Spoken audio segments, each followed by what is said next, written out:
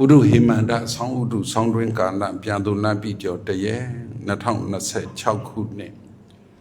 တလပိုင်းဇန်နဝါရီလ3ရက်စနေနေ့ညနေညတွင်မင်္ဂလာတောင်မြို့နယ်ဆက်ဆန်းဝန်ထမ်းအိမ်ယာမိသားစုပို့ဆောင်ရေးနဲ့ဆက်သွယ်ရေးဝန်ကြီးဌာနဝန်ထမ်းအိမ်ယာမိသားစုတိရိအနဝခမ်းမှာဆင်ရင်ကျင်းပတဲ့ပို့ဆောင်ရေးနဲ့ဆက်သွယ်ရေးဝန်ကြီးဌာနမြန်မာစိတ်ကမ်းအာဏာပိုင်မိသားစုတို့ရဲ့ဓမ္မတပင်ပို့ဆောင်ရေးနဲ့ဆက်သွယ်ရေးဝန်ကြီးဌာနပြည်ထောင်စုဝန်ကြီးဦးမြတ်ထွန်းဦးနဲ့ဇနီးဒေါက်တာတက်အောင်တို့အားအမှုထားဥဆောင်ညွှန်ကြားရေးမှူးနဲ့ဇနီးတို့ကဥဆောင်ပြီးတော့နှစ်သက်ကူဓမ္မတပင်ဆင်ရင်ကျင်းပကုသိုလ်ကောင်းမှုပြုပွဲ၌ဟောကြားအပ်သောပိဋကသုံးပုံတို့တွင်သုတ်တန္တပိဋကနိကေ9ရပ်တို့တွင်အင်္ဂုတ္တရနိကေဆက်ကနိဗ္ဗာဒပါဠိတော်မှာလာတဲ့သလင်္ကဒါနသုတ်တံတရားတော်တဲ့မြန်မာလိုအမည်ပေးရင်တော့စိတ်ထားတတ်ရင်မြတ်ပါတဲ့တရားတော်တဲ့ဗာတရားတော်တဲ့စိတ်ထားတတ်ရင်မြတ်ပါတယ်လို့အမည်ပေးထားတဲ့ဒီတရားတော်မြတ်ကြီးကဘုန်းတော်ကြီးမြတ်စွာဘုရားဟောတော်မူခဲ့တဲ့တရားမပြောင်းမပြတ်အောင်တန်ဃာတော်မြတ်အပေါင်းရှင်ကောင်းတွေကရွတ်ဆောင်တော်မူခဲ့ကြတယ်ရွတ်ဆောင်တော်မူနေစေဒါကြောင့်တရားတော်ကိုမဟောသိမီမနာသိမီမှာတရားပိုင်ရှင်အစစ်ဖြစ်တော်မူသောအစိတ်နေရ၃လောက်ကထောထတပ်ပင်ညူဘုရားရှင်ကိုတော်မြတ်ကြီးရဲ့ဂုဏ်ကျေးဇူးတွေအာယုံပြုဘုရားတရားတန်ခါယရဏမြတ်၃ပါးတို့ရဲ့ဂုဏ်ကျေးဇူးတွေအာယုံပြုပြီးတော့တန်၈ချက်ဘုရားရှိခိုးနဲ့ရှေးဥစွာလက်အုပ်ချီမိုးရှိခိုးလိုက်ကြပါအောင်စို့တန်တရာစကဝိတံတန်တံသုဒ္ဓမတ္တဩရတံတန်စိဏကံဘဝေအာတံတံကံအပိတုမာနတံတန်တရာစကဝိတံတံအမှန်မတိတတ်မဲ့မိကကတိကအောက်ဒုက္ခရောက်ဖို့ကမောက်ကမလဲ့လဲရသည်ဘဝဖန်ကတန္တရာစက်ကြီးကိုဖြစ်စည်းပေတတ်ဘုရားယရနာတော်မြတ်ကြီးကို၎င်းတန်တုတ်တန်ယုတ်မှညဉ့်ညံပြင်မတမ်းမဲ့သစ္ဆန်းစင်ကြဲတွဲတွဲပိတကပရိယပฏิပတ်ပฏิဝေရအဒီဟုသောတရားတော်မြတ်ကြီးကို၎င်းအတ္တထိုတရားသခင်ဘုရားရှင်ဤဩရတံတရားရင်နှင့်သာစင်စစ်လည်းဖြစ်တော်မူပါပြီထတော်ဘဝေဖြစ်လျင်ပြည့်မြဲမလွဲတန်ထွာတန္တရာထောင်အတွင်းနောင်ကျင်း၌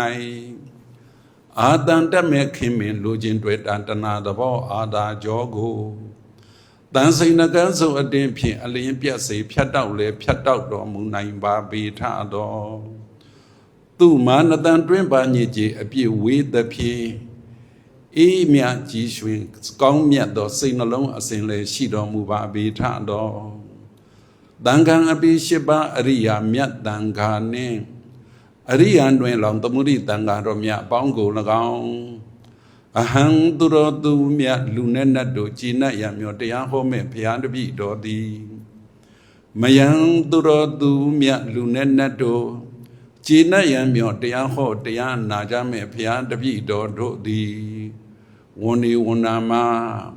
မင်္ဂလာစရဏလက်ဥစွာ၌ကြည်စွာကိုရောပူဇော်မြတ်တို့လက်အုပ်မိုး၍ရှေခိုးကြောလိုက်ကြပါကုန်၏အရှင်ဖယား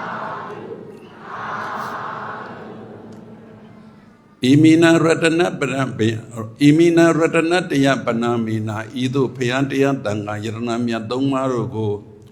ယောသိမြတ်တို့လက်အုပ်မိုး၍ရှိခိုးရတဲ့ကုသိုလ်ကံစေတနာကြောင့်မေမအောင်သေးခင်အောင်ကျွေးတည်၍အောင်မြင်ရမြော်တရားဟောမဲ့ဖယားတပည့်တော်အားနောအမကမအောင်သေးခင်အောင်ကျွေးတည်၍အောင်မြင်ရမြော်တရားဟောတရားနာကြမဲ့ဖယားတပည့်တော်တို့အားဇယမင်္ဂလာအောင်ရဆင့်စဉ်အောင်ဆင့်ပန်းခိုင်အောင်မြင်ခြင်းပန်းနိုင်ကိုအထုဘဝတုစင်စစ်မသွေဖြစ်ပါစေတည်း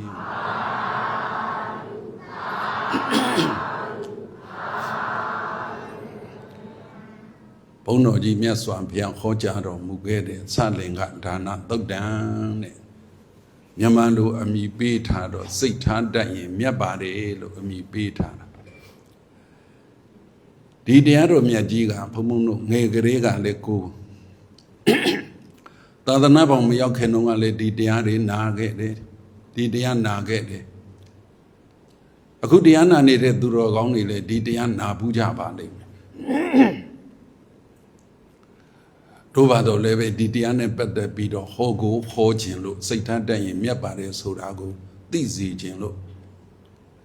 အဲစောစောကလည်းအခမ်းအနားမှုနိဗ္ဗာန်စောကလည်းတန်တရာတွေရောပါတွေရောနိဗ္ဗာန်ရောက်ခြင်းတယ်ဆိုတော့အဲ့ဒါပဲဟောချလိုက်တော့မယ်နိဗ္ဗာန်ကိုသွားတဲ့အခါမှာကိုဘလို့သွားမလဲချက်ချင်းဒီတဖို့ဒီဘဝဒီခဏနဲ့ပဲသွားမလားဒါမှမဟုတ်ရင်လူပြည်နတ်ပြည်မြမပြည်တွေပဲတဆင့်တဆင့်တက်ပြီးတော့နိဗ္ဗာန်ရောက်အောင်သွားမလားလို့ဒီလိုရှိတာပေါ့လေဒီလူတွေကြည်ရတာတော့ဒီဘဝနဲ့သွားမလားတဖြည်းဖြည်းချင်းသွားမလားမတဖြည်းဖြည်းချင်းအိဗန်တို့လည်းတဖြည်းဖြည်းချင်းဟောတာပဲကောင်းပါမယ်ပုဗ္ဗေဝတုမနပုဗ္ဗေဝဒါနတုမနောတရံစိတ်တံပတာတယေဓတဝံအတ္တမနောဟောတိဧတယေညတတံပရာတဲ့ဒီသုတ်တံကအင်္ဂါ6မျိုးဟောတဲ့အတွက်ကြောင့်မို့အင်္ဂုတ္တရနိကေဆက်ကနိဗ္ဗာန်မှာပါတာအင်္ဂါ6မျိုးဘလို့ကြောင့်ဖြစ်ဖို့ဟောပေးရတာလေဆိုတော့အံ့စရာကောင်းတာဟောဖို့ဟောနေရတယ်ဘုရားရှင်ကိုရောမြတ်ကြီးဟောတာလေဝေလုကတိမြို့မှာတဲ့အရှင်သာရိပုတ္တမထေရမြတ်နဲ့အရှင်မဟာမောဂလန်မထေရမြတ်ကြီးနှစ်ပါးနောက်လိုက်နောက်ပါတန်ဃာပေါင်းများစွာနဲ့ကြွအဲ့ဒါကိုနန္ဒမာတာဥပဒိကမကသိပြီးတော့ဆုံးကတ်တာဆုံးနေပါရောလူဘူးလားဆုံးကတ်ဘူးလားဘုဆရာတော်တန်ဃာတော်တွေကိုပြောတာဖယားရောဆုံးကတ်ဘူးလားဟောအဲ့ဒါဆိုရတယ်ဒီလမ်းနဲ့ပဲသွားကြဆိုနိဗ္ဗာန်ရောက်ဝိလုကဏီမြို့မှာဟိုမှာနန္ဒမန္တာဥပတိကမကြီးကအရှင်သာရိပုတ္တအရှင်မောဂလန်မထေရမြတ်တို့နှစ်ပါးဥဆောင်တဲ့တန်ဃာတော်တွေအများကြီးကိုဆုံးကတ်နေတာအဲ့ဒါတဝဋ္ဌိပိဇေရဝံရွှေကျောင်းတော်ကြီးမှာသတင်းသုံးနေတဲ့ဘုရားရှင်ကိုတော်မြတ်ကြီးကအဲ့ဒါသိတော်မူတာဇာတွေကအတိုင်းပြောရင်တော့ကွယ်လူတို့မျက်စိထက်သာလွန်တဲ့နတ်တို့မျက်စိနဲ့ဒိဗ္ဗစကုနဲ့မြင်တာပေါ့ဒိဗ္ဗစကုနဲ့ကြားဒိဗ္ဗသောတာနဲ့ကြားတာပေါ့အဲ့ဒါနဲ့ပတ်သက်ပြီးတော့ဟောတော်မူတဲ့တရားကတဝဋ္ဌိပိဇေရဝံကျောင်းမှာဟောတာအကြောင်းပြုပြီးဟောရတာကနန္ဒမာတာတဲ့ဥပဒကမအမျိုးသမီးကောင်အရှင်သာရိပုတ္တနဲ့အရှင်မဟာမောဂလန်တန်ဃာတော်ဒီများစွာကိုဆုံးကတ်နေတာမိုင်မောင်းများစွာဝေးတဲ့စီမှာဆုံးကတ်နေတာအဲ့ဒါဘုရားရှင်ကိုရောမြတ်ကြီးကယဟန်တန်ဃာတွေကိုဟောတဲ့တရားဒါရင်အံဩစရာကောင်းတာမဟုတ်ဘူးအဲ့ဒီနန္ဒမာတာအမျိုးသမီးကအရှင်သာရိပုတ္တမထေရမြတ်နဲ့အရှင်မမောဂလန်မထေရမြတ်တို့တန်ဃာတော်ပေါင်းမြောင်များစွာနဲ့ကြွလာမယ်ဆိုတာကြိုသိတာတန်ဃာတော်ပေါင်းမြောင်များစွာကြွလာမှာကိုတရက်ကြိုသိတာတရက်ကြိုသိတာအဲ့ဒါကလည်းအံ့စရာတို့ဒီထဲများတို့ဒကမာကြီးတွေများအဲ့လိုသိတဲ့လူပါမလားမသိဘူးနည်းနည်းတော့ပြောကြည့်အောင်ပါ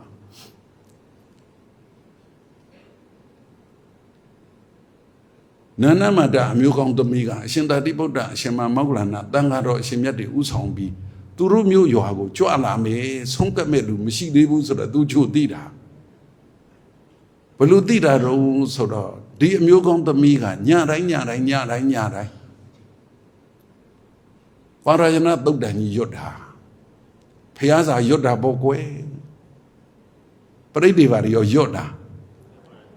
ဓမ္မစကြာတွေဘာတွေရွတ်လားပဋ္ဌာန်းတွေဘာတွေရွတ်လားရပြီအဲ့လိုဆိုရပြီအဲ့ဒါကိုတော့တတိထားတော့ အဲ့ဒါနန္ဒမန္တာကအဲ့လိုရွတ်နေတဲ့အခါညရွတ်တဲ့အခါလေးညတန်းကောင်းညာအခါတူအိုး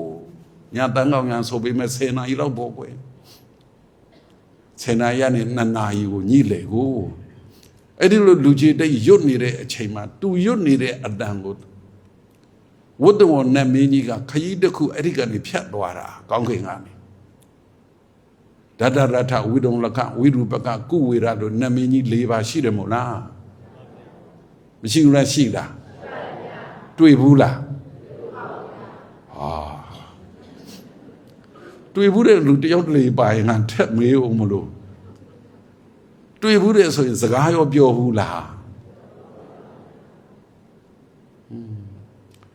ဒီပါအဲ့ဒီနတ်ဒီခဏထားပါအိမ်ဆောင်နဲ့ရောမရှိဘူးလားကိုဆောင်နဲ့ရောမရှိဘူးလား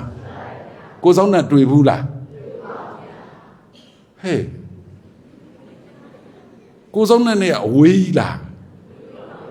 အော်ဝေးတာတော့မတွေ့ဘူးဆိုတော့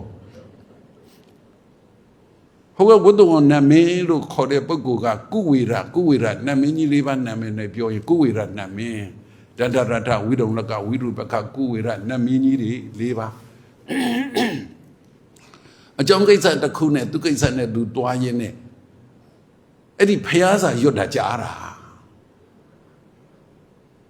အဲ့ဒီမှာရင်ဖျားစာရွတ်ပြီးလို့အပီအဲ့ဒီ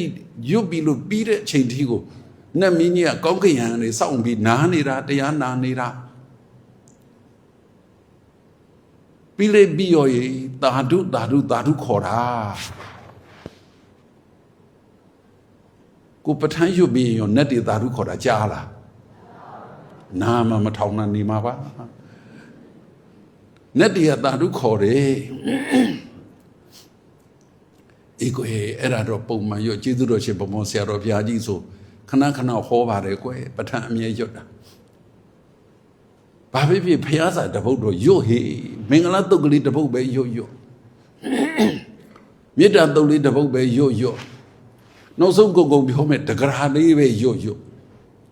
နောက်ဆုံးကိုပြောမယ်နမောတတ္တဘဂဝတောရဟတောသမ္မာသမ္ဗုဒ္ဓတ္တဒီဟာလေးပဲတစ်ခေါက်ပဲရွတ်ဗုဒ္ဓနုတ္တိနတ်တွေသာဓုခေါ်တယ်ကိုဆောင်နဲ့သာဓုခေါ်တယ်ကိုဆောင်နဲ့မရှိဘူးလားရှိလားတွေ့ဘူးလားကိုဆောင်နဲ့တော့ရံဖြစ်ဘူးလောက်တယ်နဲ့တူတယ်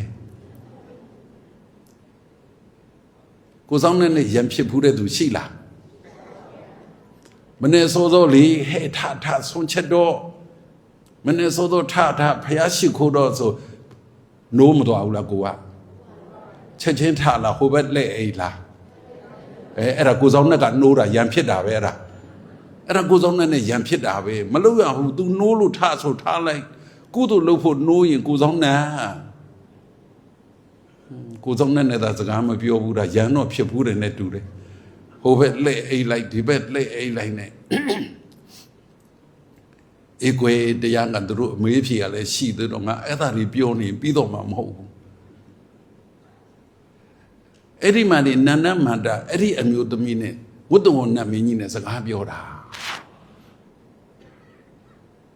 စကားပြောတော့သူရွတ်ဖတ်တာကဟိုတဲ့ဟိုဒီနားလေအောင်ပြောရင်တော့အချိုးကြရဲ့လားပေါ့အချိုးကြလုံးလို့အတန်လဲတကယ်ကိုမဂရဘာသာပါဠိစကားကိုပြောတာရွတ်တာဖတ်တာကောင်းလုံးလို့သာဓုခေါ်တာတဲ့တရားကိုလည်းကြည်ညိုလုံးလို့တဲ့အဲ့ဒါဆိုရင်တရားလက်ဆောင်ပေးပါတယ်ဗောဒါနတ်မင်းကြီးကိုအေးအဲ့လိုဆိုရင်တို့လည်းလက်ဆောင်ပေးမယ်ဘာဒီမြန်လက်ဆောင်ပေးမှလို့ဆိုနှစ်ဖြတ်အရှင်သာတိဗုဒ္ဓမထေရမြတ်ကြီးနဲ့အရှင်မောက္ကလန်မထေရမြတ်ကြီးတို့အကတဝကနှစ်ပါးဥဆောင်ပြီးတော့တန်ဃာတော်ပေါင်းများစွာဒီမျိုးလာမယ်တဲ့အဲ့ဒီတန်ဃာတော်တွေကိုဆုံးစီစဉ်ပြီးတော့ဆုံးကပ်ပါလားတဲ့အဲ့ဒါတရားလက်ဆောင်ပဲတဲ့ကြည်ဟိုကတရားရွတ်ဖတ်ပေးတာကတရားလက်ဆောင်အခုဝတ္တဝနတ်မင်းကြီးပေးတဲ့လက်ဆောင်ကဘာလဲဒါနပြုဖို့တိုက်တွန်းတဲ့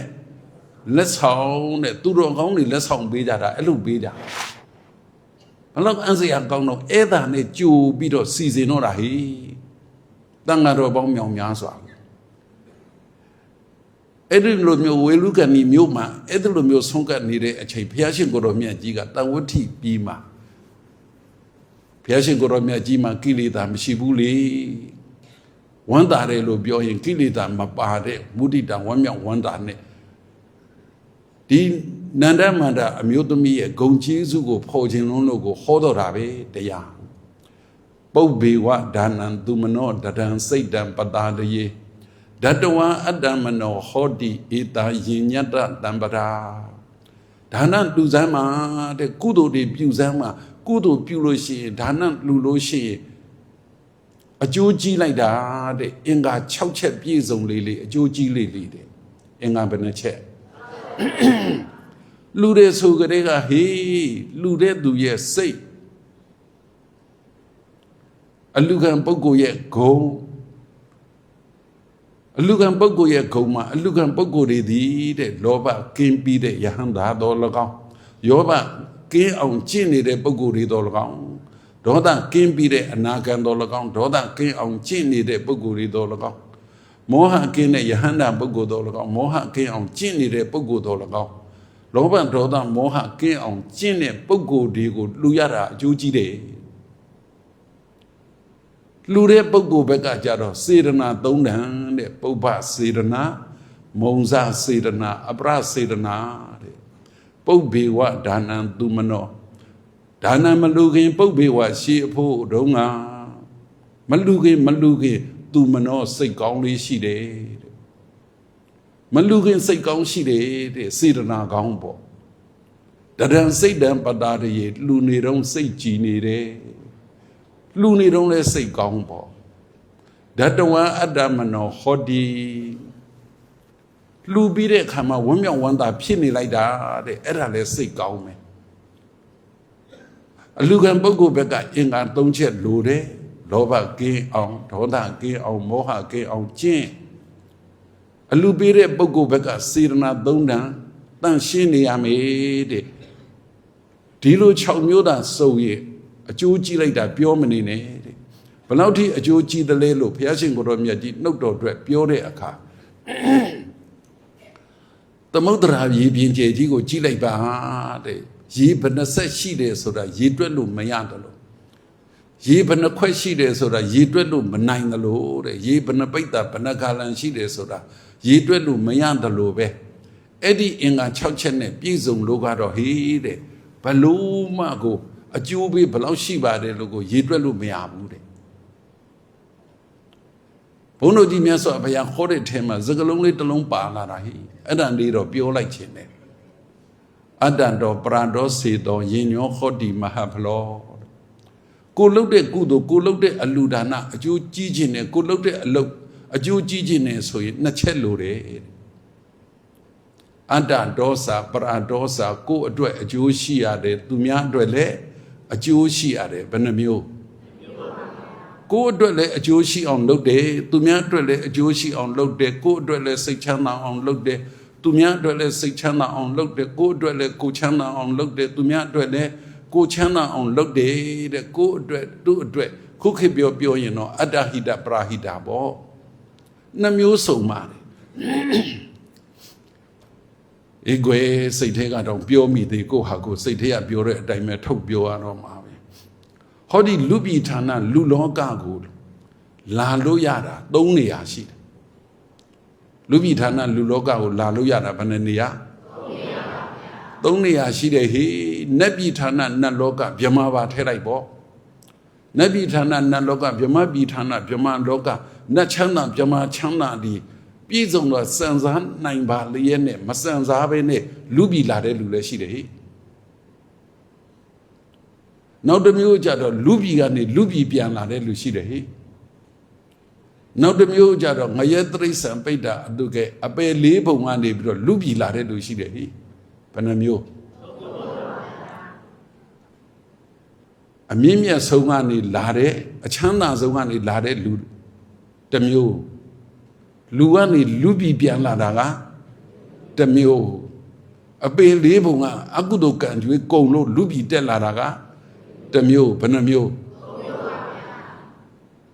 အေးကွသူတို့ကအမေးဖြေပါတာကိုကသူတို့မေးချင်တာကိုအဲ့ဒီအမျိုး3မျိုးဘယ်ထဲပါဘယ်ထဲပါတယ်ထင်တော့ အောက်ကတက်လာတာလားလူပြည်ကနေလူပြည်ကိုလာတာလားအပေါ်ကဆင်းလာတာလားဟမ်အပေါ်ကရောသွားပြီအပေါ်ကတက်လာတာဟုတ်ပါဘူးအောက်ကတက်လာတာတို့များကတော့လေလူတွေကိုခွဲကြည့်လိုက်ရင်အဲ့ဒီ၃မျိုးနဲ့ပြောရင်လေဘာတော့တွေ့ရတော့ဆိုတော့လောကမှာဟေးကိုယ်အတွက်ရောသူများအတွက်ရောကောင်းအောင်လုပ်နေတဲ့သူရှိတယ်ဟုတ်လားကိုယ်အတွက်ရောသူများအတွက်ရောကောင်းအောင်လုပ်နေတဲ့သူရှိတယ်အတ္တဟိတကြတော့လဲမပြင်းမှုမဖြစ်မှုဟေ့ပရာဟိတကြတော့လဲမပြင်းမှုမဖြစ်မှုဟေ့အဲ့လိုလူမျိုးမရှိဘူးလားကိုယ်အတွက်ရောသူများအတွက်ရောလုပ်ပေးနေတာတွေရှိတယ်နောက်တစ်မျိုးကြတော့သူများအတွက်စိတ်မပါဘူးကိုယ့်အတွက်ပဲလုပ်တယ်အဲ့လိုလူမျိုးလည်းမရှိဘူးလားနောက်တစ်မျိုးကြတော့လူပြည်ရောက်တာရောက်လာတဲ့သူ့အတွက်မှမသိကိုယ့်အတွက်မှမသိဘသူအတွက်မှခေါင်းထဲမရှိတဲ့သူတွေလည်းရှိတယ်ဟုတ်လားအဲ့ဒါဆိုဘသူဘယ်ရလာတာလဲသိပြီပေါ့တော်ပြီဟိုလိုတော့မပြောတော့ဘူးတော့ကြာဘယ်သူဘယ်လာတယ်လဲသိတယ်ကိုယ့်အတွက်ကိုယ်ဘယ်လာတာလဲလို့သိလိုက်ကြစမ်းပါလူပြည်ဌာနလူလောကကိုနတ်ပြည်ကလာတယ်ပဲဆိုပါလို့နတ်ပြည်ဒီလောက်ချမ်းသာတာမခံစားဘဲနဲ့လူပြည်လာတယ်ဆိုတာသာသနာရှိလို့ဗုဒ္ဓမြတ်စွာသာသနာရှိလို့လာတာတနည်းပြောရင်ဟေးပါရမီဖြည့်ဖို့လာတာတနည်းပြောရင်ကိုယ်အကျိုးအများအကျိုးကိုသေပိုးခြင်းလို့နတ်ပြည်ကလာတာဘူးမသိဘာမသိနဲ့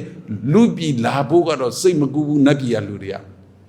နတ်ပြည်ဗမာပြည်ကလူတွေကလူပြည်လာတယ်ဘလို့လာတာလဲဘာအတွက်လာတာလဲကိုယ်အကျိုးအများအကျိုးကိုလှုပ်ပေးခြင်းလို့ကိုလာတာဟိဟုတ်လားလူပြည်ကနေလူပြည်ပြန်ဖြစ်တဲ့သူကြတော့လေကိုယ်ပါရမီမပြည့်သေးလို့ကိုယ်အတွက်ကိုဖြည့်ဖို့ပဲလာတာတဲ့အောက်ကတက်လာတဲ့သူတွေကြတော့သူဖို့မှန်မသိဩဒါကြတော့ပြောတတ်တယ်သူဖို့မှန်မသိကိုဖို့မှန်မသိဘသူဖို့မှန်မသိဘူးဆိုကြတဲ့ကဘယ်ရလာတာလဲတွက်ကြည့်လေပုဗ္ဗေဝဒါနံသူမနောတထံစိတ်တံပတာတယေဓတဝါအတ္တမနောခောတိဧတာယေညတ္တတံပရာတဲ့လူဘူးတဲ့သူတွေကြည့်ပါပဲကွယ်ဗုဒ္ဓဘာသာဝင်နေလဲလူဘူးတာပဲတခြားဘာသာဝင်နေလဲလူဘူးတာပဲလူပုံတူနီးကွာတာပဲရှိတယ်နော်လူဘူးတဲ့သူတွေကြည့်ပဲလူဘူးတဲ့ပေးဘူးတဲ့ကျွေးဘူးတဲ့ကူညီဘူးတဲ့စောင့်ရှောက်ဘူးတဲ့ဒီလိုလုပ်ခဲ့တဲ့လူဘူးတွေကြည့်ပဲကဲဖျားဆုံးတော့မကပ်ဘူးလားတန်ဃာတော်တွေဆုံးမကပ်ဘူးလားအသက်ရှည်ခြင်းအစင်းလာခြင်းခွန်အားကြီးခြင်းချမ်းသာကြီးခြင်းဉာဏ်ပညာကြီးခြင်းဆုံးအကျိုးဘယ်နှပါ၅ပါးနော်ဟုတ်လားသူများကိုထမင်းကျွေးတယ်ဆုံးကတ်တယ်လို့ပြောတာတဲ့ထမင်းကျွေးတာပဲပြောလိုက်ကြဆိုကွယ်ထမင်းကျွေးတာလည်းအလူမဟုတ်ဘူးလားထမင်းကျွေးရင်အသက်ရှည်တာပဲပြောမယ်ဟေ့ကျွေးတဲ့လူကရှည်တာလားစားတဲ့လူကရှည်တာလား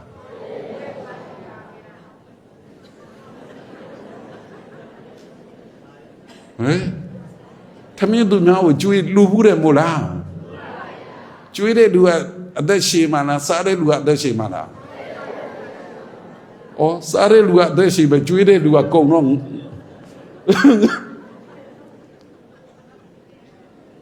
ကဲပြောဟမ်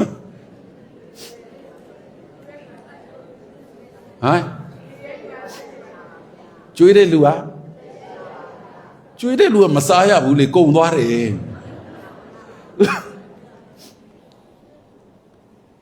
ဘယ်သူကအသက်ရှည်မှာတော့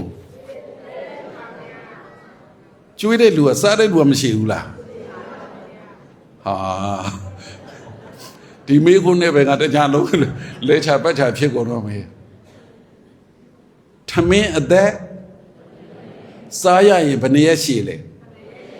မစားရရင်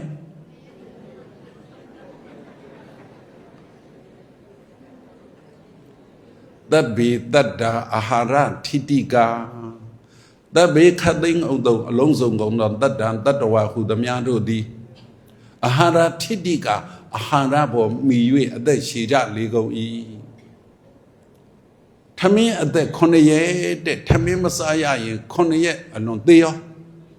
ထမင်းလေးစားရတဲ့အတွက်ကြောင့်မို့9ရက်အသက်ရှိတယ်တဲ့အဲ့ဒါကိုဂပလီကာရအာဟာရလို့ခေါ်တယ်အလုတ်အလွေး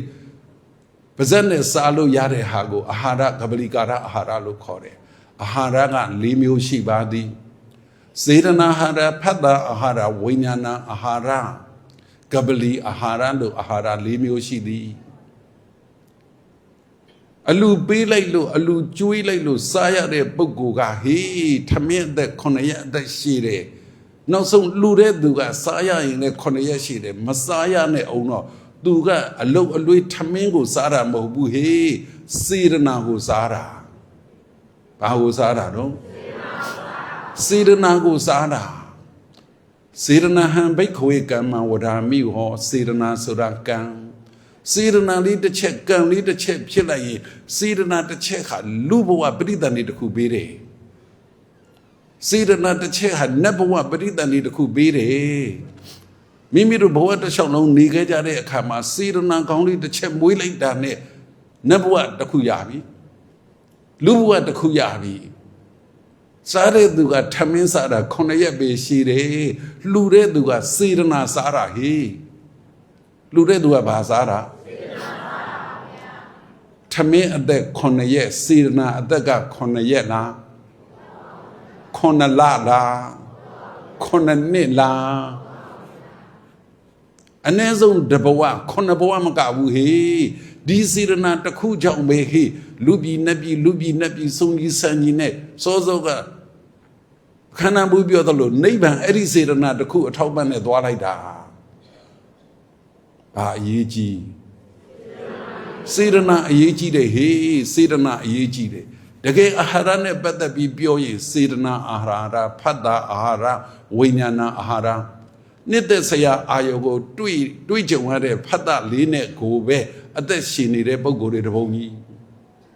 ဝိညာဉ်ကိုယ်စိတ်ကလေးဖြစ်နေလို့ပဲဝိညာဉ်ကိုစားရလို့ကိုပဲအာဟာရဖြစ်ပြီးတော့အသက်ရှင်နေတဲ့ပုံကိုယ်တွေတပုံကြီးကုသိုလ်ကောင်းမှုပြုတဲ့အခါမှာဘလောက်ဝမ်းမြောက်ဝမ်းသာဖြစ်ဖို့ကောင်းလဲဆိုရင်တခါတလေကိုကုသိုလ်လုပ်တဲ့အခါမှာပီတိမဖြစ်ဘူးလားဖြစ်လားအခုတရားပွဲကြီးကျင်းပတာပီတိမဖြစ်ဘူးလားဖြစ်လားနာကြရတဲ့တရားတခွန်းကိုသဘောပေါက်တဲ့လောက်ပီတိမဖြစ်ဘူးလားဟေးဗြဟ္မာရီဆိုတာထမင်းအလုပ်မစားဘူးဟေးဗြဟ္မာရီဆိုတာနတ်တုတ်တာမစားဘူးဟေးဗြဟ္မာရီဆိုတာဘာစားတာလဲပီတိဘက်ခါပီတိစားကြလေကုန်၏တကယ်ပီတိသာမိမိတို့ကုသိုလ်လုပ်ပြီးဝမ်းမြောက်ဝမ်းသာဖြစ်ပြီးပီတိစားနိုင်တဲ့ပုဂ္ဂိုလ်သာဖြစ်ရင်ဗြဟ္မပီတိအသက်ရှိတယ်ဟေ့ဒါမြင်လူတဲ့အခါစားတဲ့သူနဲ့လူတဲ့သူနဲ့ဘယ်သူကအသက်ရှိစားတဲ့သူကလည်းအသက်ရှိတယ်လူတဲ့သူကလည်းအသက်ရှိတယ်စားတဲ့သူကသူ့အထောက်ပံ့ထမင်းအလုပ်လောက်ပဲရတယ်လူတဲ့သူကြတော့ကိုယ်စေတနာအားကောင်းလေရလေစေရနာဟံဘိက္ခဝေကမ္မံဝရာမိဝောကိုကံဆိုတာအလုတ်ကိုစေရနာပဲမလူခင်စေရနာလေးကောင်းလိုက်စမ်းပါတဲ့မလူခင်စိတ်စေရနာလေးကောင်းလိုက်စမ်းပါတဲ့တရားပွဲမနစ်ကလည်းကျင်းပါလားဟမ်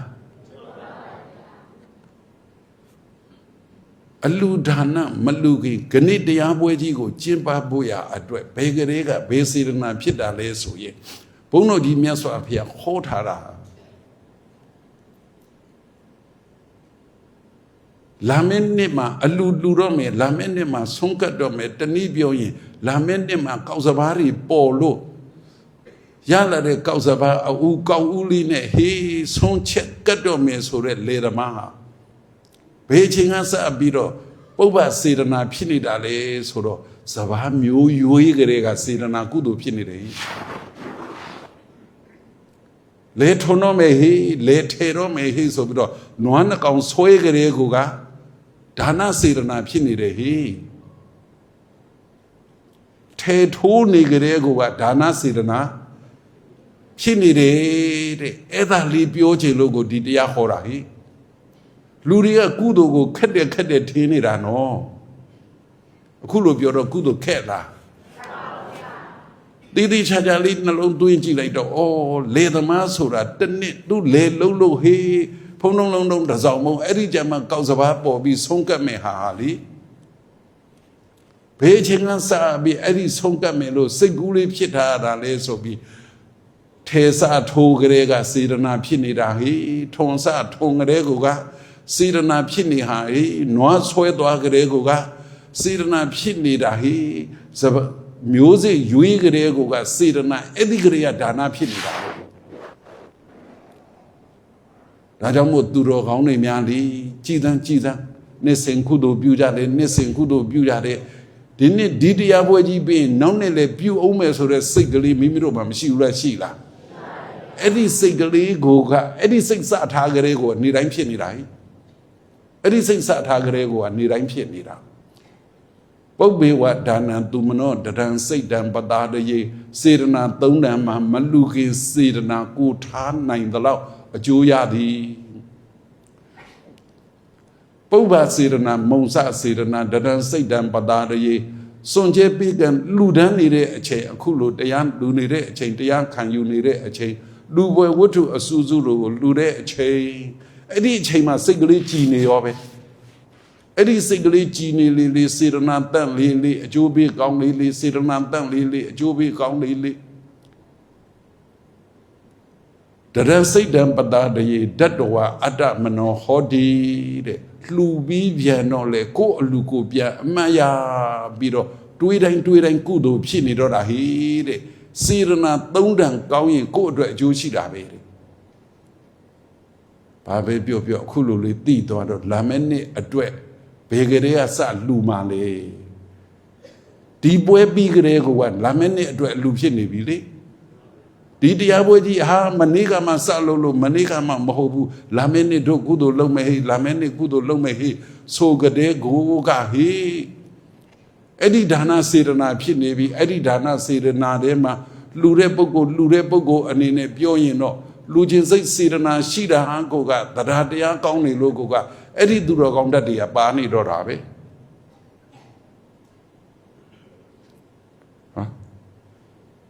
45မိနစ်ရှိပြီအမေးဖြေကဘယ်ချိန်လောက်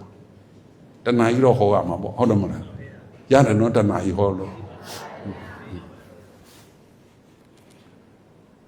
စိတ်ထားတတ်ရင်မြတ်ပါတယ်ဘာပဲပြောကိုယ်အလူမနေ့ကတော့ဟောခဲ့ရသေးတယ်တနေ့တစ်ခါတက္ကသိုလ်မှာဆွမ်းလာကတ်တော့ဟောရင်းနဲ့လေအေးဒီတရားလေးဟောလိုက်ရောအိုးတနေ့လုံးဟေးငါလူမယ်ဆိုပြီးတော့အဲ့ဒါကုသိုလ်တွေဖြစ်နေတာပဲဟေးဆိုတော့အလူရှင်တက္ကမကြီးကိုပြောရသေးတယ်တပြားမှမကုံမဲနဲ့တနေ့လုံးကြိုဖြစ်နေမှတော့တနေ့တစ်ခါမလူတော့ဘူး၃နှစ်တစ်ခါလူမယ်တော့မလုံးနဲ့လို့ကြားထဲမှာစေတနာဖြစ်နေကုသိုလ်ဖြစ်နေတယ်အဲ့လိုကြီးတော့မလုံးနဲ့တော့ကြဆုံးဖုံးပြရမယ့်တန်ဃာတော်ဒီအိုတရားနာပရိသတ်အပေါင်းသူတော်ကောင်းတို့စိတ်ထားတတ်ရင်မြတ်ပါသည်ကိုယ်စိတ်ကလေးမွေးတတ်ဖို့ပြောသည်တို့များလေကိုပြောရင်တော့ဂုံဖော်ပြောရင်တော့ဘသူတော်တဲ့ပါမှာပေါ့ကွယ်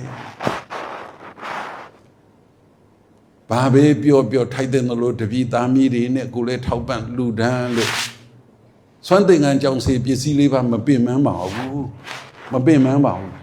ဘာလို့များမပင်ပန်းပါလိမ့်ဆိုတော့ဘာသွားပေါ်လဲဆိုငယ်တုန်းကအကြောင်းလေးသွားပေါ်အဲ့ဒါလေးတော့ပြောချင်သေးတယ်အဓိကဘာလေးပါလာသေးလဲဆိုတော့ဟိုတကားတယောက်ကလည်းကားလူချင်းလားလူဒီတကားတယောက်ကလည်းကားလူချင်းလားလူကားတွေမယူချင်းမှဘူးဆိုတာတော့လားလူနေတာဟိဘာလို့များဒီကားတွေငါလာလူနေကြတာလဲကိုလည်းကိုတပည့်တွေပေးပြစ်တာတော့အเจ้าမှလည်းထားတာဘာလို့များဒီကားတွေငါလာလူနေပါတော့ဆိုတော့10တန်းတုန်းကအเจ้าသွားတတိရတယ်ဆိုတော့လည်းမင်းကဘယ်နေတာဟမ်ကျောင်းတက်ရတာဘယ်လောက်ဝေးတော့မင်းကတော့သေးတယ်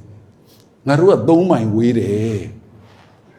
ညီကိုမောင်နှမတွေကအများကြီးလေ1နှစ်3ညီကိုကြီးပဲ3ယောက်မှ10တန်း9တန်း10တန်းအဲ့လိုနေတာလေဘိန်းက2စီးရှိတော့ကိုကအကြီးဆိုကိုကမစီးရအောင်အဲ့ဒါကြောင်းသွားတာဟေး ညနေပြန်ပြီဆိုရင်ခြေထောက်ပင်မန်းရင်ဘာလို့တုံးဆိုမြင်းလဲစီးတယ်မဟုတ်ဘူးကတမတ်ရတာမြင်းလဲရတယ်တမတ်ခြေထောက်မပင်မန်းဘူးဆိုရင်လမ်းမုတ်ဟင်းကဝယ်စားပြီးပြန်တာဗိုက်တင်းအောင်စားပြီးတော့တရားနာပရိသတ်ပေါင်းသူတော်ကောင်းတို့စိတ်စေတနာအရေးကြီးပါသည်တို့များအဲ့ဒီဆယ်တန်းကလေးကမှတ်မိသည်မြင်းလဲစီးပြန်တဲ့အခါမုတ်ဟင်းကစားပြန်တဲ့အခါမုတ်ဟင်းကဝယ်စားရင်မုတ်ဟင်းကတစ်ပွဲတမတ်မုတ်ဟင်းကတစ်ပွဲဆိုရင်ကိုယ်ကဘယ်လောက်ပေးရမှာတမတ်ပေးရမှာအဲ့ဒီတမတ်ပေးတဲ့အခါမှာမုတ်ဟင်းကဖို့ပေးတာမဟုတ်အဲ့ဒီမုတ်ဟင်းကဆိုင်ကသာသမီတွေအတွက်ကျောင်းစာအုပ်ဖိုးရဖို့ပေးတာ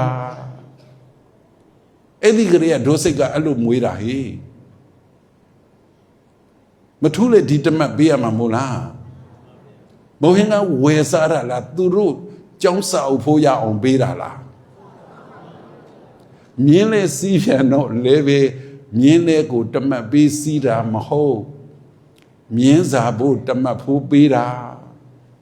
ကိုကမြင်းစာဖို့တမတ်ဖိုးပေးတာမြင်းလေပိုင်ရှိရဲ့အိမ်ကသူ့သားသမီးတွေကျောင်းစာအုပ်ဖိုးရအောင်တမတ်ဖိုးပေးတာဟေးငါချီချင်းလျှောက်ရတာပဲဒါပေမဲ့ငါတမတ်လေးသူတို့ပေါ်တက်စီးပြီးတော့သူတို့စာအုပ်ဝယ်ရပါစေသူတို့မြင်းစာစားရပါစေဆိုပြီးအဲ့လိုပေးတာဟေးဆွမ်းတင်ငန်းကြောင့်စေပစ္စည်းလေးပါထိုက်တဲ့လို့အစီပြေးနေတဲ့တပည့်သားမီးတွေလည်းအိုးရာကျော်ရှိနေတဲ့တန်ဃာတွေကိုလည်းနေ့စဉ်ကျွေးမွေးနိုင်တာငါဘာလို့ပါလဲဆိုတော့အဲ့ဒီမုတ်ဟင်းကပြန်ပေါ်တာဘာလို့ဒီလိုကားတွေလမ်းလူတာရနေပါလေလို့ပြောရင်မြင်းလဲစီတာလားပေါ်တာစေရနာအရေးကြီးပါသည်စိတ်ထားတတ်ဖို့အရေးကြီးပါသည်ဟုတ်ကလားစိတ်ထားတတ်ရင်မြတ်တယ်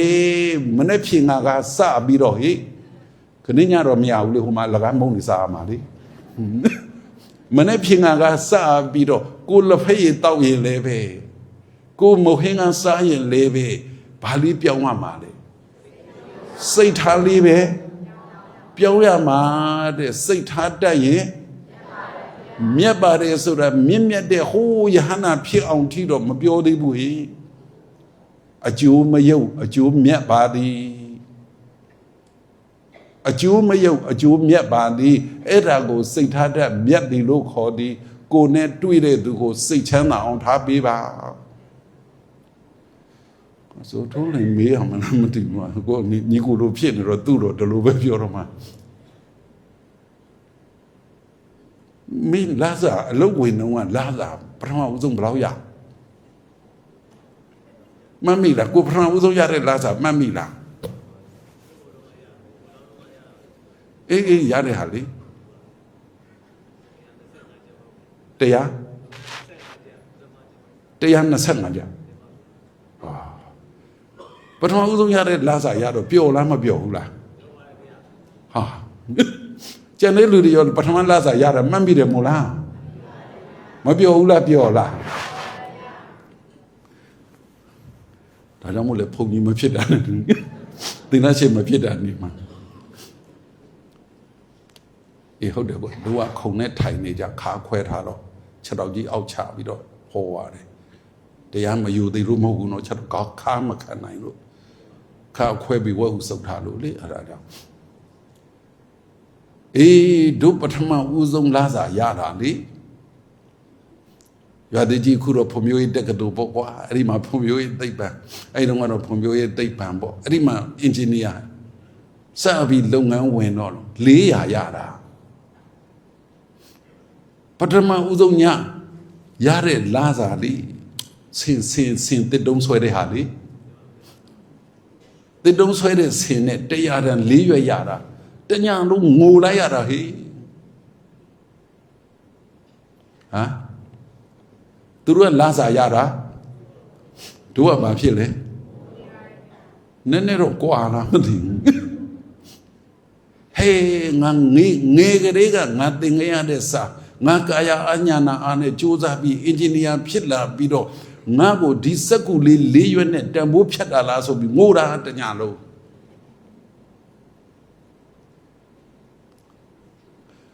အခုထိသူတို့ကရည်တော့မရှိသေးတယ်ငိုလိုက်တာလေအဲ့တော့ကိုတပည့်တယောက်ရှိတယ်အိုးတိုက်ခတ်လဲအိမ်ကန်းလဲရတယ်လေတပည့်နဲ့ဆိုတော့ငိုတာဆရာဘာလို့ငိုတာလဲဆရာဘာလို့ငိုတာလဲတဲ့ gain အဲ့တော့မှအသက်20ရှိသေးငိုလိုက်ရတာဟေးငါဘဝဤစက်ကူ၄ရွက်နဲ့တန်ဖိုးဖြတ်ပါပေါ်လာပေါ့လေအငိုတိတ်အောင်ကိုယ့်အကိုပြန်ဟောမိတယ်အငိုတိတ်တဲ့တရားယူမလားဘာလို့ယူမှာသူတို့အစကတည်းကငိုမှမငိုတာအစကတည်းကမငိုတဲ့သူတွေကအငိုတိတ်တဲ့တရားယူမတဲ့အော်မအော်အဲ့ဒီကြတော့မှကိုစဉ်းစားသည်ငါဘယ်ကလာတာလဲငါလူပြည်ကိုဘာလာလောက်တာလဲငါအတွက်လူပြည်လာတာလားငါအတွက်ရောသူများအတွက်ရောလူပြည်လာတာလားဟုတ်လားမင်းနဲ့ငြိမ်ပြီးစဉ်းစားတော့ကြငါလူပြည်ကိုဘာလို့ဖို့လာတာလဲငါအတွက်လာတာလားငါအတွက်ရောသူများအတွက်ရောလာတာလားငါအတွက်လည်းမပါသူများအတွက်လည်းမပါဘူးမသိဘာမသိနဲ့ရောက်လာတာလားကိုယ်စိတ်ကိုပြန်ဆုံးမတယ်ငါလူပြည်လာတာဒီစက်ကူ၄ရွက်ကိုရခြင်းလို့လာတာမဟုတ်ငါရထားတဲ့ခန္ဓာကိုယ်နဲ့ငါတက်ထားတဲ့အတက်ပညာနဲ့ငါသိထားတဲ့အသိပညာနဲ့သူများကိုကူညီဖို့လာတာဆိုတော့လေငြိမ်းကုန်ပြီရောမင်းလူတွေဟမ်ငြိမ်းကုန်ပြီငါမျက်နှာတွေလိုက်ကြည့်တယ်ငြိမ်းကုန်ပြီ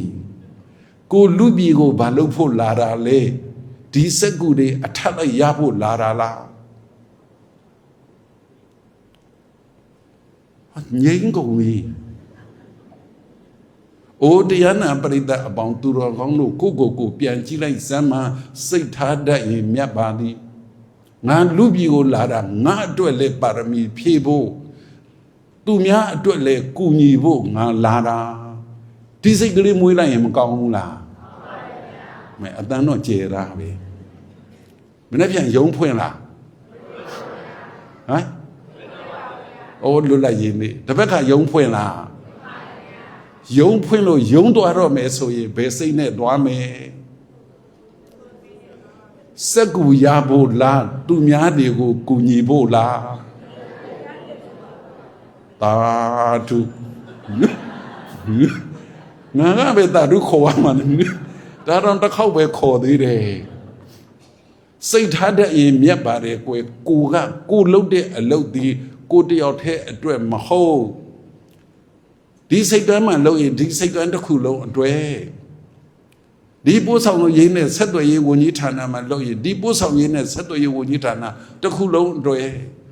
ဒီနိုင်ငံမှာလုပ်ရင်ဒီနိုင်ငံကတိုင်းသူပြည်သားတွေအကုန်လုံးအတွက်နိုင်ငံတကာနဲ့ဆက်ဆံရတဲ့အလုပ်လုပ်ရင်တကဘာလုံးအတွက်လို့စိတ်ထားတတ်ရင်မထူးလေဒီလားစာပဲမဟုတ်ဘူးလားမထူးလေဒီအလုပ်ပဲမဟုတ်ဘူးလားဘာလေးပြောင်းပေးရမှာကိုလူပြည်ကိုဘယ်ကလာတာလဲအပေါ်ကလားအလယ်ကလားအောက်ကလား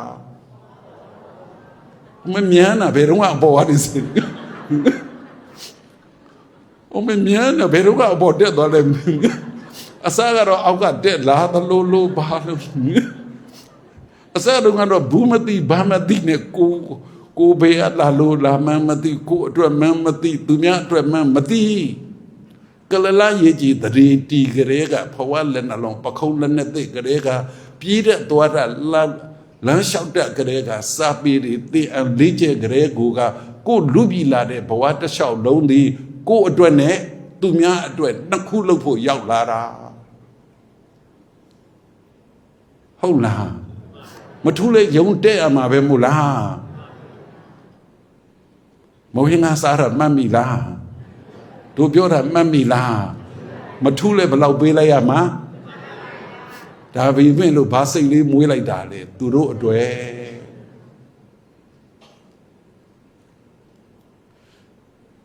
မြင်းလေးစီးတာမှတ်မိတယ်မို့လားဘလောက်ပေးလိုက်ရတာမထူးလဲတမတ်ပေးရမှာပဲတကယ်ကိုယ်စိတ်ထားလေးပြောင်းလိုက်တော့ဗာလေ သူတို့သားသမီးတွေရဲ့ပညာရေးအတွက်သူတို့သားသမီးတွေရဲ့ပညာရေးအတွက်ဆိုတော့ကိုယ့်အတွက်လည်းပညာရေးတိုးတက်ကောင်းသည်စိတ်ထားတတ်ရင်မြတ်ပါသည်ယုံတက်ရင်ဘယ်စိတ်နဲ့တက်မယ်ကိုလုံနေတဲ့အလုပ်ကိုယုံတက်တာကိုခန္ဓာကိုယ်ကြီးဟာတနိုင်ငံလုံးအတွက်တကမ္ဘာလုံးအတွက်ကိုယုံအတွက်တည်းမဟုတ်ဘူးနော်ကိုခန္ဓာကိုယ်ကြီးဟာတနိုင်ငံလုံးအတွက်တကမ္ဘာလုံးအတွက်ကိုတက်ထားတဲ့အတတ်ပညာဟာတနိုင်ငံလုံးအတွက်တကမ္ဘာလုံးအတွက်ကိုသိထားတဲ့အသိပညာဟာတနိုင်ငံလုံးအတွက်တကမ္ဘာလုံးအတွက်24နာရီသူလည်းပိုင်တာကိုလည်းပိုင်တာပဲကိုကဘာလေးပိုပိုင်ရမှာလဲစိတ်ထားကောင်းလေဟုတ်ပလားအလူဒါနပြုရင်ဒီ၃ချက်လိုတယ်လို့ပဲမိမိတို့တွေလည်းယုံမသွားခင်ယုံတက်ရင်ယုံကပြန်ယုံမသွားခင်ယုံတက်ရင်ယုံကပြန်ဒီလုံနေရတာကိုတိတိကျကျအယုံပြုပြီးတော့ကိုကြီးညိုနိုင်အောင်ထိကြိုးစားလိုက်စမ်းမှာငါခန္ဓာကိုယ်ကိုငါနိုင်ငံအတွက်ငါခန္ဓာကိုယ်ကိုငါယုံအတွက်ငါခန္ဓာကိုယ်ကိုငါမိသားစုအတွက်အနေကနေအများကနေအနေတော့ကြိုက်တယ်လို့စဉ်းစားစမ်းမှာအဲ့ဒါစေတနာတွေကောင်းမနေဘူးလားကောင်းနေလားစိတ်ထားတွေမမြင့်မြတ်ဘူးလားမြင့်မြတ်လားစိတ်ထားတတ်ရင်မြတ်ပါတဲ့အရှုံးမရှိပါလေတယောက်စီမေးကြည့်တော့ဟာတိုင်းပြည်အတွက်နိုင်ငံအတွက်တကမ္ဘာလုံးအတွက်လောက်တာပါအဲ့ဒါဆိုနင်းလာစာလျှော့မယ်လို့ဘယ်သူမှပုံမပြောလျှော့မယ်လို့လည်းမပြောပါဘူးရတဲ့လာစာကတော့ရတဲ့လာစာပဲစိတ်ထားလေးပါဖြစ်သွားလေပြောင်းသွားတယ်တဲ့ပြောင်းသွားတယ်တဲ့ကဲတဏှာကြီးပြည့်ပြီဘာထဟောစရာလိုသေးတော့စိတ်ထားတတ်ရင်စိတ်ထားတတ်ရင်မြတ်ပါတယ်တဲ့ဒီပြဟာမမှတ်မိရင်နေပါကွယ်မောခင်ကစားတာလေးမှတ်ရင်မှတ်မိရင်တော်ပါပြီဟုတ်လားဒီမှာတော့မြင်းလဲစီးတာမဟုတ်ဘတ်စကားလားပါလဲကိုစီးချင်တာစီးတာဟိဒီကတော့ဖယ်ရီနဲ့တူပါတယ်စိတ်ဓာတ်တတ်ရင်မြတ်ပါတယ်တဲ့ဘုရားလောင်းသူတော်ကောင်းတွေလေးပဲသာသနာရှိတဲ့အချိန်ကြရင်ဘုရားလောင်းသူတော်ကောင်းတွေနဲ့ပါရမီဖြည့်ပေါ်ဖြည့်ဘက်တွေနတ်ပြည်မှာအလကားမနေဘူးဟိဇိမ်ခံမနေဘူးဟိပြမပြည်မှာဇိမ်ခံမနေဘူးဟိသာသနာရှိတဲ့အချိန်ဆိုရင်မလုပ်လာကြလေလူပြည်ကိုဆင်းလာကြတယ်တဲ့လူပြည်ကိုဆင်းလာကြတယ်တဲ့အဲ့ဒါလေးသဘောပေါက်ပြီးတော့မိမိတို့တွေသည်လူပြည်ဌာနလူတကားကိုအောက်ကတက်လာတာမဟုတ်ဘူးလူပြည်ကနေလူပြည်ကိုပြန်ရောက်လာတဲ့ထဲကိုမပါဘူးဘယ်ကနေဆင်းလာတာနတ်ပြည်ဗမာပြည်ကနေဆင်းလာပြီးတော့မိမိအကျိုးအများအကျိုးကိုခန္ဓာကိုယ်ကြီးရထားတာလေမိမိအကျိုးအများအကျိုးတည်ဖို့ကိုတက်ထားတာတွေကိုသိထားတာကိုမှရှိတဲ့ပညာတွေဘုဟုတ္တတွေမှန်သမျှဟာကိုအတွက်အများအတွက်ဆောင်ရွက်ပေးဖို့လို့အဲ့ဒါလိုမျိုးစိတ်ထားနဲ့သွားရင်အဲ့ဒါကိုပါရမီဖြည့်တယ်ခေါ်တယ်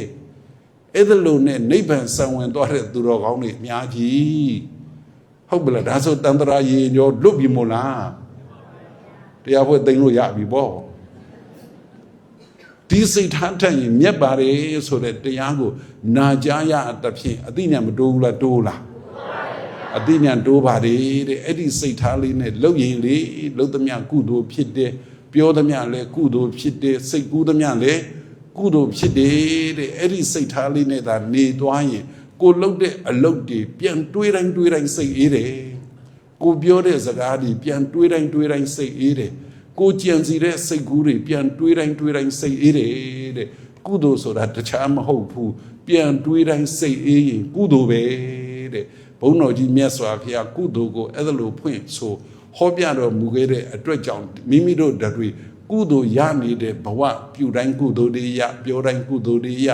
စိတ်ကူးတိုင်းကုသိုလ်တွေရတဲ့ဘဝမျိုးကိုမွေ့လျော်ပျော်ပါသဖြင့်ကုသိုလ်ကပေးတဲ့ကောင်းကျိုးချမ်းသာတွေစံစားခံစားပြီးဝိပဿနာဉာဏ်ရတရားဓုတွေဉာဏ်ရတရားဓုတွေရမဲ့ဉာဏ်ပူဉာဏ်ရနိဗ္ဗာန်ကိုစံဝင်နိုင်တဲ့သူတော်ကောင်းတွေဖြစ်ကြပါစေကုန်သတည်း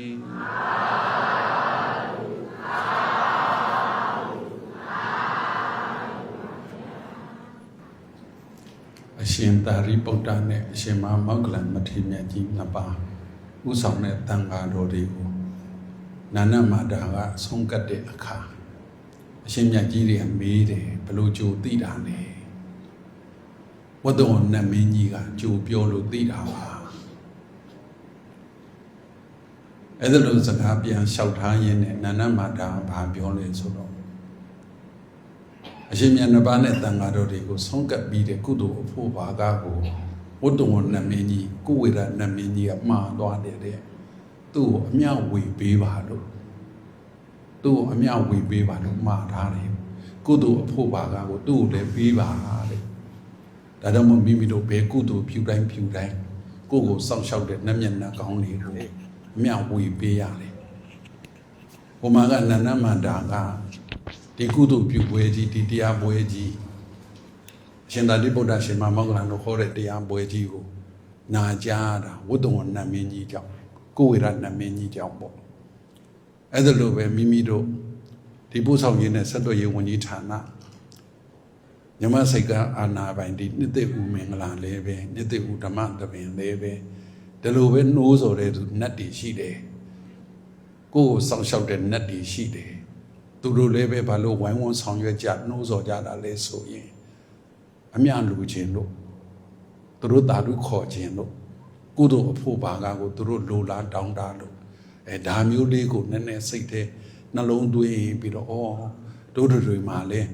ကိုယ်ဆောင်နဲ့ရှိသလိုအိမ်ဆောင်နဲ့ရှိသလိုလုပ်ငန်းဆောင်နဲ့ရှိသလိုမြန်မာစိတ်ကံဆောင်နဲ့ရှိသလိုပင်လယ်ဆောင်နဲ့ရှိသလိုသူတို့တွေကလည်းပဲဒီကုသိုလ်ပွဲကြီးဖြစ်မြောက်အောင်ဝိုင်းဝန်းတိုက်တွန်းနှိုးဆော်ဆောင်ရွက်ကြတယ်ဝတ္တဝနမင်းခေါ်တဲ့ကုဝေရနမင်းလို့ပဲသူတို့တွေလည်းပဲလူပြတဲ့ကုသိုလ်တွေကိုဓာတုခေါ်ခြင်းမှာပဲခေါ်မှာပဲဆိုပြီးတော့သူတို့တွေကိုတေချာအာယုံပြုပြီးတော့ထပ်တူထမ်းမြရစေလို့တဲ့စိတ်နဲ့ရေဆက်သွန်ချအမြပေးဝေကြပါကုန်စို့အရှင်မြတ်ဖရာဖရာတပည့်တော်တို့သည်သာသနာတော်ကိုကြီးညို၍၎င်းယရဏသုံးပါးကိုယုံကြည်၍၎င်းကံကံ၏အကျိုးကိုနားလည်၍၎င်းနိဗ္ဗာန်ကိုရည်မှန်း၍ယနေ့ယခုတရားအလူပေးလူကြပါကုန်၏ခံယူကြပါကုန်၏ပို့ဆောင်ရေးနှင့်ဆက်သွယ်ရေးဝန်ကြီးဌာနဓမ္မစိတ်ကံအာနာပိုင်အဖွဲ့ကြီး၏နေဦးမင်္ဂလာဓမ္မတပင်တရားပွဲကိုကျင်းပကြပါကုန်၏လူဒန်းကြပါကုန်၏တရဏဂုံသီလတို့ကိုစောက်တည်ပြီးလျင်မုံမြတ်လာစွာသောသင်္ကန်းအစာရှိသောလူဝဲဝတ္ထုအစူစူတို့ကိုလူဒန်းကြပါကုန်၏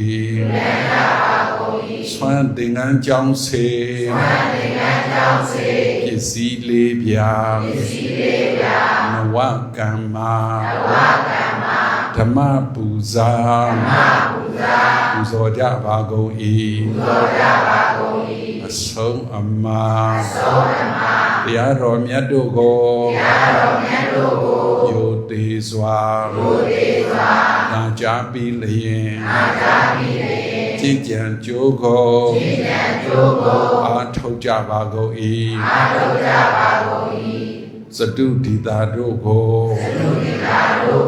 ကျွေးမွေးကြပါကုန်၏ဝေယဝဆတို့ကိုနေမအားညာမအားလူလေးသေးမရှိအောင်ဆောင်ရွက်ကြပါကုန်၏အရှင်မြတ်ဖရာဖရာတပည့်တော်တို့ပြုခဲ့ရသောကုသိုလ်ကောင်းမှုအစူစူတို့၏အဖို့ဘာကကိုအသက်ထင်ရှားမထင်ရှားကုန်သောမိဘနှစ်ပါး ဆရာဓမ္မဆွေမျိုးမိတ်ဆွေပရိသတ်တို့အား၎င်းကိုဆောင်နံအိမ်ဆောင်နံကျောင်းဆောင်နံစေတီတော်ဆောင်နံယုံဆောင်နံမြမစိတ်ကန်းဆောင်နံဝန်ကြီးဌာနဆောင်နံရက်ကွယ်ဆောင်နံမျိုးဆောင်နံသာသနာတော်ဆောင်နံတရားမင်းယမမင်းပြည့်ရှင်မင်း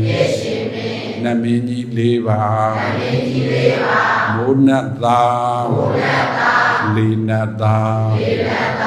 ရေနတ်သားမြေနတ်သားပင်လေဆောင်နံအစရှိသောနတ်မြတ်နတ်ကောင်းနတ်ပေါင်းတို့နှင့်မြင်အပ်မမြင်အပ်အာလုံးတော်ပရိသတ်တို့အား